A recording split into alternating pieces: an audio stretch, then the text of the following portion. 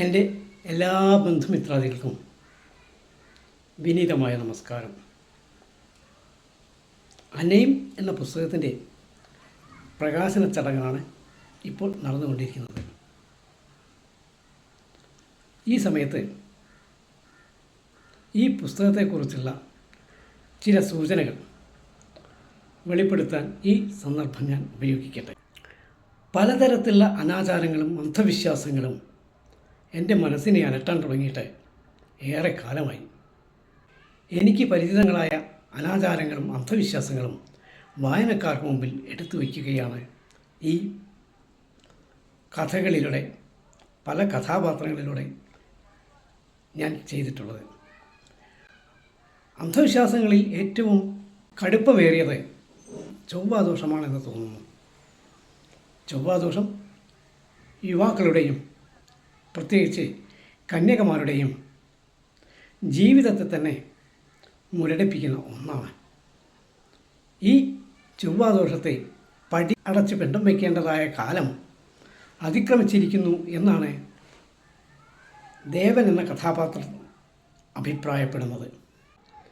മറ്റൊരു കാര്യം സ്ത്രീ സങ്കല്പത്തെക്കുറിച്ചുള്ളതാണ്.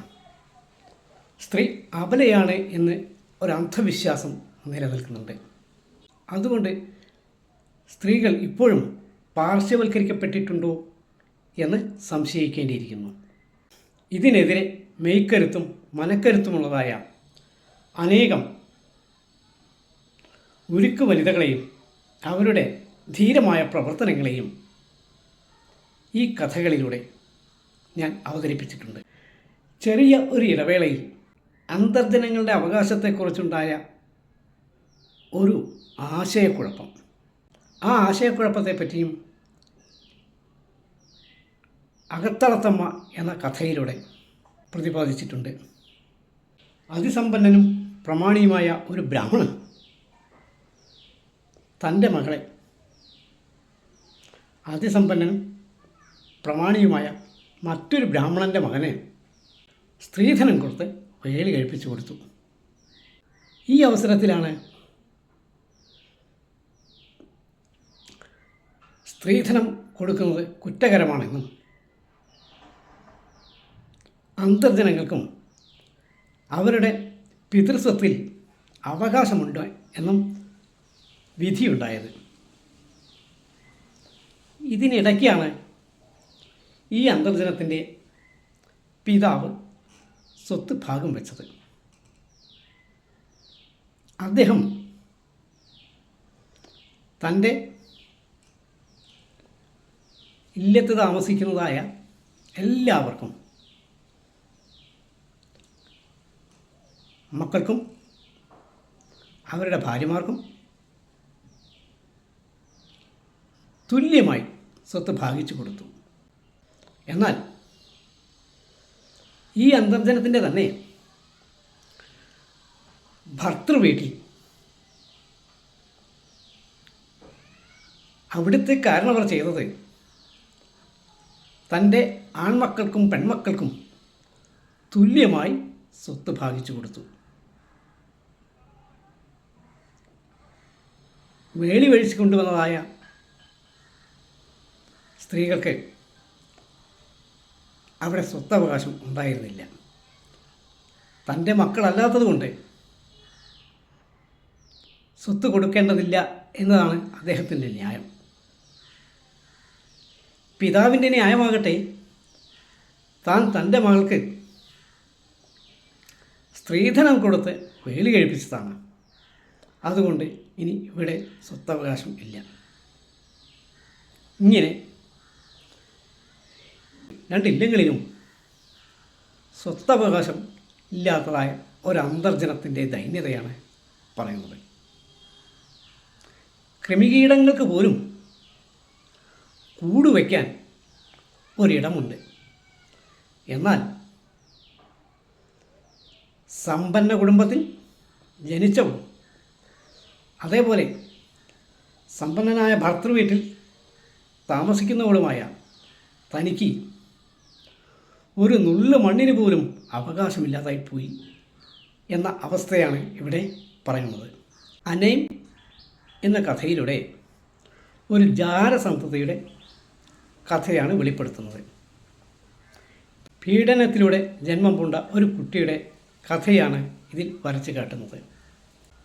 പീഡനത്തിനിരയായ അമ്മയും പീഡനത്തിലൂടെ ജനിച്ച കുട്ടിയും ഒരു കാരണവശാലും തെറ്റുകാരാകുന്നില്ല.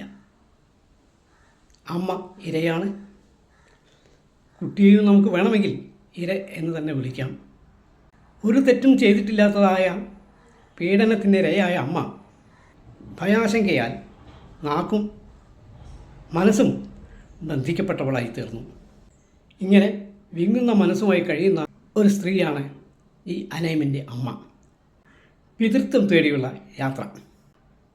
പിതാവ് തൻ്റെ മുമ്പിൽ പിതൃത്വം അംഗീകരിച്ചെങ്കിലും പിതാവിനെ കൊണ്ട് സമൂഹത്തിന് മുമ്പിൽ പിതൃത്വം അംഗീകരിപ്പിക്കാൻ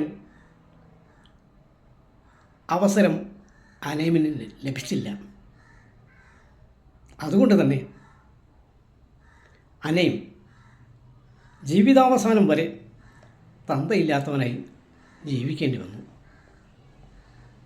അക്കാലത്ത് സമൂഹത്തിന് മുമ്പിൽ പിതാവ് മകനെ അംഗീകരിച്ചാൽ മാത്രമേ പിതൃത്വം നേടിയെടുക്കാൻ സാധിക്കുമായിരുന്നുള്ളൂ. ഈ ജാരസന്തതിയായ അനൈം ജാതി, മതം എന്നിങ്ങനെയുള്ള ഒരു കെട്ടുപാടിനും കീഴിലായിരുന്നില്ല. ഇതിനെല്ലാം അതീതനായ തന്തയില്ലാത്തവനായ അനൈം തന്തയില്ലായ്മയും കാട്ടുവാൻ മടിക്കാത്ത ഒരാളായി തീർന്നു. അങ്ങനെ ജീവിതകാലം കഴിച്ചു കൂട്ടി.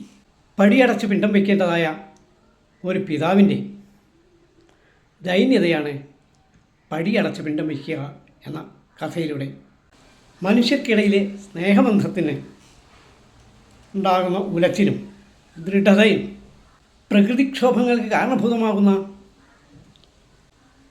മനുഷ്യരുടെ വിവേകശൂന്യമായ പ്രവർത്തനങ്ങൾ ആണ് ആശ്രയം എന്ന കഥയിൽ പ്രധാനമായും പ്രതിപാദിക്കുന്നത്. 10-70 കൊല്ലങ്ങൾക്ക് മുമ്പ് കോമയിൽപ്പെട്ട് പിന്നീട് കോമയെ അതിജീവിച്ച് വന്ന ഒരാൾ ഈ ഭൂമിയിൽ കാണുന്ന അത്ഭുതങ്ങൾ അതേപോലെ തന്നെ 100 വർഷങ്ങൾക്ക് ശേഷം ഭൂമിയിലുണ്ടാകാൻ പോകുന്നതായ മാറ്റങ്ങളും സങ്കല്പങ്ങളിലൂടെ പറയുകയാണ് മുത്തശ്ശൻ കണ്ട അത്ഭുത ലോകം എന്ന കഥ. ഏട്ടത്തിയമ്മ ആചാരാനുഷ്ഠാനങ്ങൾ ആചരിക്കാനുള്ളവയാണ്. എത്ര തന്നെ യുക്തിയുണ്ടെങ്കിലും പ്രപിതാമഹന്മാർ അനുഷ്ഠിച്ചു പോരുന്നതായ ഈ അനാചാരങ്ങളെ ലംഘിക്കുവാൻ അവർ ഒരിക്കലും തയ്യാറായിരുന്നില്ല. ഇങ്ങനെയുള്ളൊരു കുടുംബത്തിലേക്കാണ് പുരോഗമന ചിന്താഗതിക്കാരിയായ ഒരു അന്തർജനം കടന്നു വരുന്നത്. ആ അന്തർജനത്തിൻ്റെ പല ബുദ്ധിമുട്ടുകളും കാണിക്കുന്നുണ്ട്. എന്നാൽ പല ബുദ്ധിമുട്ടുകളും സഹിച്ച് തനിക്കും തൻ്റെ കുടുംബത്തിനും വേണ്ടി ജീവിക്കുകയാണ് ചെയ്യുന്നത്. എൻ്റെ വാക്കുകൾ അവസാനിപ്പിക്കുന്നു. മനസ്സുകൊണ്ടും വാക്കുകൊണ്ടും എനിക്ക് ആശംസകൾ ചൊരിഞ്ഞു തന്ന എല്ലാവർക്കും ഞാൻ നന്ദി രേഖപ്പെടുത്തുന്നു. ജയ് ഹിന്ദ്.